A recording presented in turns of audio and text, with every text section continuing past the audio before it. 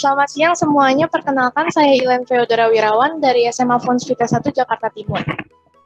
Pertama-tama, ini adalah poster saya yang berjudul Ayo Selamatkan Pari Gergaji.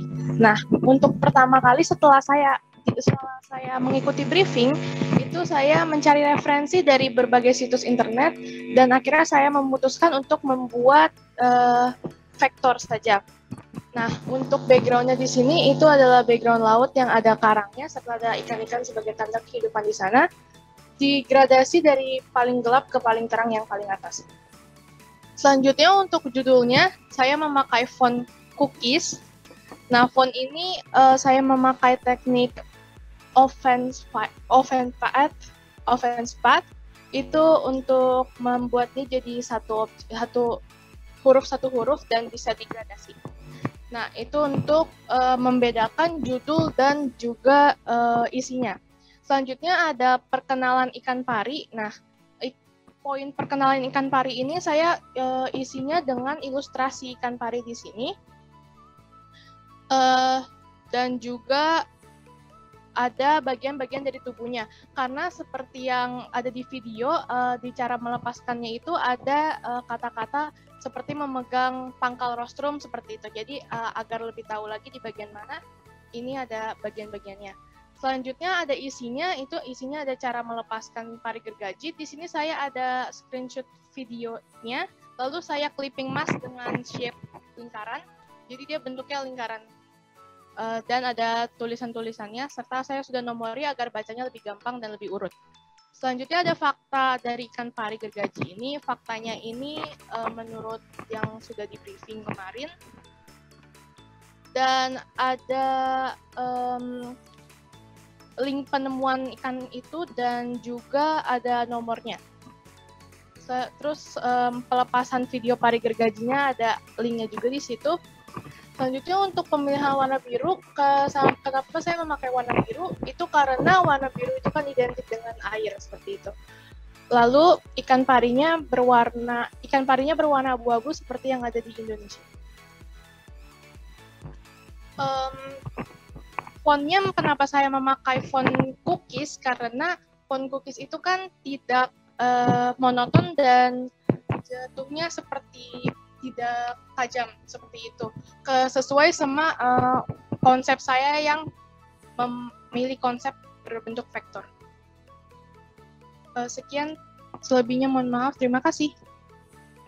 Oke, baik. Terima kasih kepada Kak Elaine atas presentasinya. Sekarang langsung aku serahkan kepada Dewan Juri yang akan memberi komentar. Ada dari Kak Yulianti Yuli dan Kak Diki Dwi Rizky.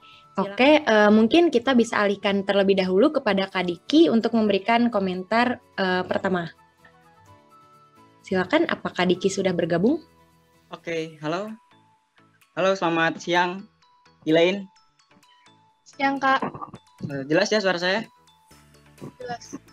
Oke, Elaine, pertama aku mau ngapresiasi karena kamu mau ngasih tahu anatomi dari pari gergaji sendiri ya.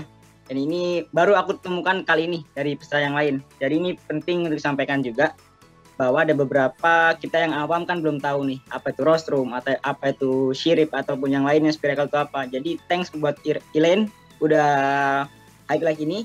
Lalu untuk fakta ataupun pengenalan pari gergaji juga dapat banget dijelaskan bahwa menurut konservasinya seperti itu.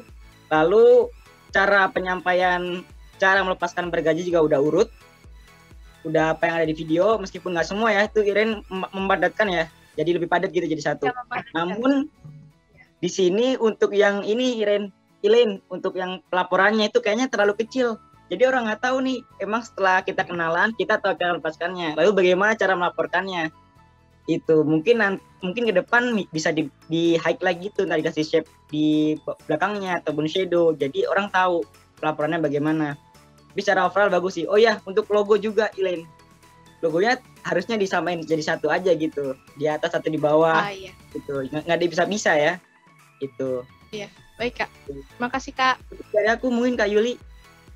Thanks ya Elaine. Terima kasih Kak. Oke, terima kasih Kak Diki. Mungkin dari Kak Yuli sudah bergabung.